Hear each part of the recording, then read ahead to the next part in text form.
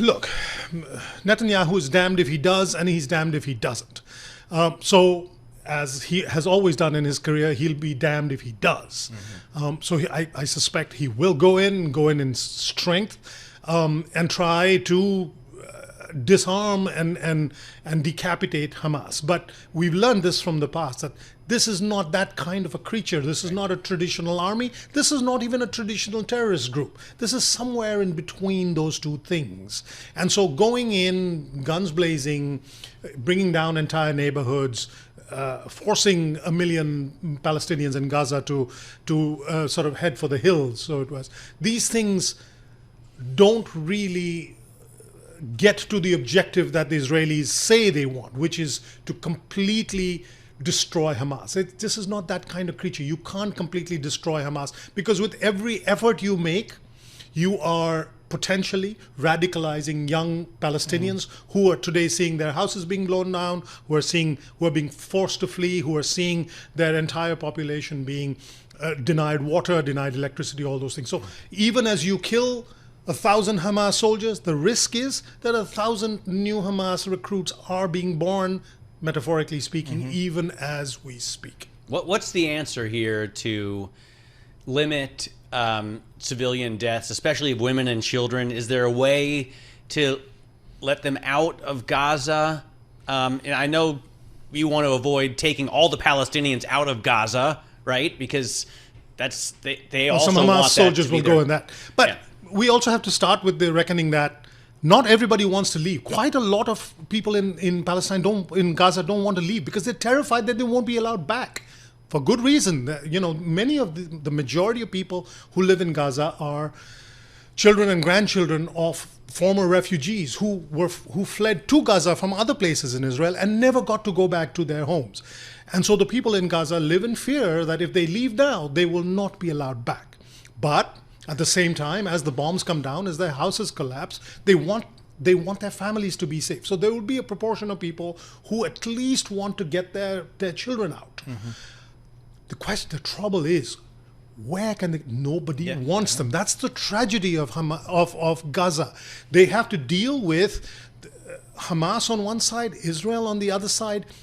They've got no place to go. None of the other Arab countries want them. Palestinians. They don't want the Palestinians for two reasons. One is they say, look, the Egyptians say this first and foremost, you bring hundreds of thousands of Palestinians into Egypt, that creates a security problem for Egypt. The second thing they say is that, look, you bring these people out of Palestine, you're letting Israel off the hook. Out of sight, out of mind. Once the Palestinians have left Palestine, then Israel doesn't face any pressure to solve the problem. And then there's the sort of cold reality, which is that these countries simply don't want the headache of having to deal with hundreds of thousands of Palestinians in their midst. Here's my naive question of the day. To what extent does Hamas enjoy the support of the Palestinian people in Gaza? Like, one of the questions I ask myself. That's a good question we've been asking for a week. Why don't they force Hamas out somehow? I don't know. It's a question that I've asked myself 1,000 times when I used to go to Gaza. The thing is that Hamas has the guns. Ordinary citizens can't really afford to rise up against Hamas because they've got no place to run. There's nobody backing them, right? In other situations like this, where you have an armed group subjugating the populace has or can at least hope that somebody else will support them if they rise up. Who's going to help the Palestinians if they rise up? Will it be the Israelis? Is there any entity support? Well, there's the PLO, right? The PLA is now long past its revolutionary credential. It's a deeply corrupt, inept organization. They've had no elections in sort of 2 decades. They're being run by a gerontocracy of deeply corrupt and inept individuals. So the PLA is out. It took them nearly a week to come up with a statement to say Hamas doesn't represent the Palestinian people. This should have been their statement within minutes of the first news breaking. It took them a week. That gives you a sense of how useless their political leaders are. So they are really, the people of Gaza are really caught in a bad place. Yeah. We can never really know. There's plenty of anecdotal evidence that they don't like Hamas. Whenever they've had an opportunity to express that, that's the expression that they've given. The Palestinian people, you mean? In Gaza, particularly. Because I've heard conflicting reports. Some people say, of course, very few of them support Hamas. Yeah. Then others say, people I've talked to last week say 50% of them like Hamas, and the others want someone a little bit more extreme than Hamas. No, I wouldn't go that far. These are people who've lived through the consequences of Hamas running their little enclave, and they know what damage that has done. Forgive me. Everybody I've ever talked to has said we would like not to have to depend on Hamas, but we've got nothing else. We can never know, because you can't hold a poll. You can't hold an opinion poll in a place like that with the Hamas guns around you. It's like trying to hold how many people support Putin in Russia, right? We can never know how many people support the Castros in Cuba. We can never know, because people are not allowed to express themselves freely. Do you expect this to get really bad, to widen out where Iran is involved? Is that something that is a reasonable risk here that we need to be? I mean, I see the U.S. sending a second carrier group in there, which to me tells me that the U.S. does have a valid concern about Iran. Well, we should be concerned about Iran, but I can't see the Iranians themselves get involved.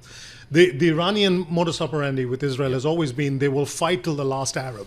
Yeah. They don't want their blood on the line. They don't want their people and their regime at risk. They're happy to fight using other people as their cannon fodder, which is what Hamas is. But they do have other proxies, Hezbollah most prominently, the Shiite militias in Iraq, the Houthis in Yemen. They've got this sort of a number of cat's paws, these little proxy armies that they have supplied and trained and paid for decades. And that's what is the main concern.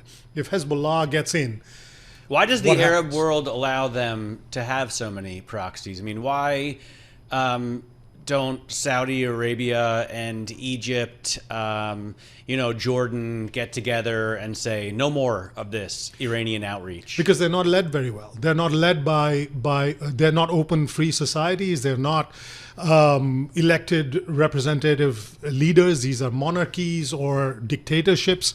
They're highly corrupt and highly inept. I mean, the Saudi army, take the Saudi army, for example. This is one of the, if you looked at just their hardware, they've been buying best of American military hardware for forever, right? They pay top dollar, they've got no shortage of money, and they buy the best, shiniest weapons. And they got trashed by these Houthis in Yemen, who are basically operating on early 20th century military strategies and sort of maybe late 20th century hardware. They got beaten to a pulp.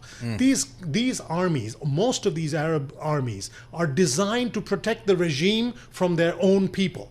These armies are good at beating up unarmed pro-democracy protesters. They're no good at actually fighting any wars.